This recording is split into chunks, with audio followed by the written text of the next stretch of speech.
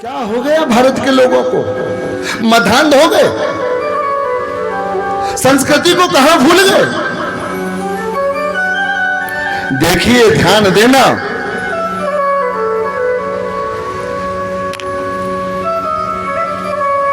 संस्कारों को कभी मत छोड़ना।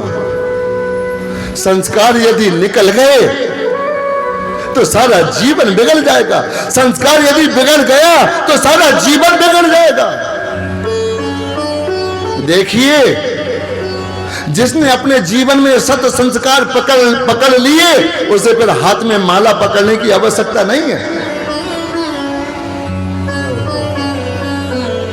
देखिए, धन से भले ही बेशक गरीब रहो, धन से भले ही बेशक गरीब रहो, पर दिल से रहना धनवान। अक्सर झोंपड़ी पे लिखा होता है सुस्वागतम, और महल वाले लिखते हैं कुत्तों से सावधान।